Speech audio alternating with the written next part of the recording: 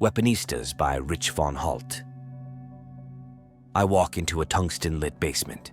The first half is empty. The back is rows of seats. Beautiful girls are sitting in the chairs eating. To the right is a very dark bar. Emily stands behind the bar with bags of McDonald's. I walk over to her and stand in front of the bar. Girls come down the stairs one by one. Each one is more beautiful than the next. I look around and everyone is eating McDonald's. At this point, no one has acknowledged me yet, so I say to myself, I want some McDonald's and head upstairs. I exit the building. We're on the main street with not a car in sight. Across the street is a closed McDonald's. Next door to the building is a closed McDonald's. Further down the street is another closed McDonald's. I look to my left and down the street is a McDonald's, so I walk in that direction. As I get further down the street, I notice the neighborhood becomes less attractive. There are broken walls, streets, graffiti, and trash everywhere, and I began to feel isolated. I get closer to the McDonald's. As I approach it, the lights turn off. They are closed. I see Santiago. He comes over to me and tells me there's another McDonald's back the way I came, but around the corner. We get in our vehicles. He drives an all-black pickup truck, and I drive my turquoise 4-door soft-top Jeep. I follow him. We drive past the building where I came from and past the closed McDonald's. He turns right at the end of the street. I turn right. He makes an immediate left. At this point, our surroundings change. There are a lot of big, beautiful trees and log cabins. We pass a sign that says, "Beware of big black bears." We turn again into this park. We drive a little way. Out steps a big black bear. He comes up to my car and pokes his needle-sharp claws through my roof. He claws at me. I duck so that he cannot reach me. He shakes my car back and forth. I hold on for dear life as he's rocking it hard and fast. He picks up my car with me in it and throws it like a basketball. By far goes flying through the air, spinning in circles.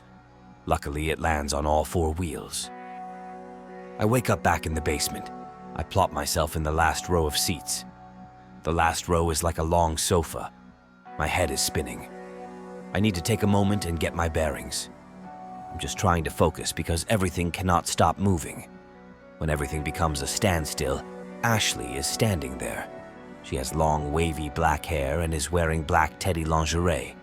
She does a little dance for me. There are people around us, but my only focus is her. He sits on my lap facing away and begins to grind on me.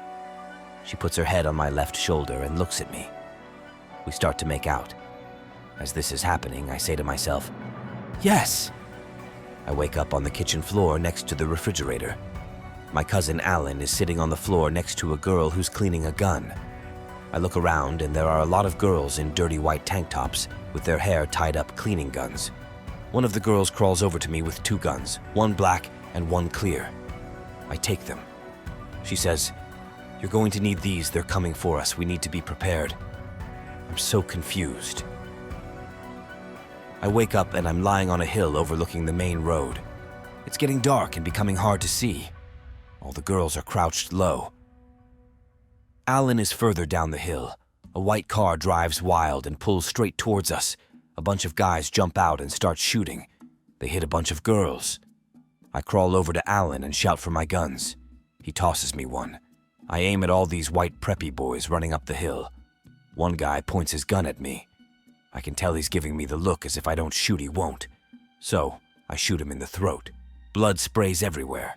More guys run at me. I just keep shooting. I'm in the back seat of an SUV with double sunroofs. They both are open. Alan is in the passenger seat, and a Caucasian girl with black hair that's up in a ponytail is driving. Across the street, we see our cousin Carrie walking past a McDonald's. I get excited and finally get to have some McDonald's. Opposite is the white car. They see us as we rush over to Carrie. They rush over to him too. We reach him at the same time. Alan pulls out a big black revolver gun with a black grip that shows 6 bullets. They jump out of the car. It's The Rock and Jason Priestley. Alan hands them the gun in good faith. The Rock takes it and shoots Carrie in the face. We back up into traffic and drive off. The Rock and Jason Priestley run after us. Moments later, they catch up and stop the vehicle. Jason Priestley says, "I'm going to kill one of you." He points to me. He pulls out a bomb-like fire sparkler and a tube. "When these two components touch, they will explode and you will burn alive," he says. He closes his eyes.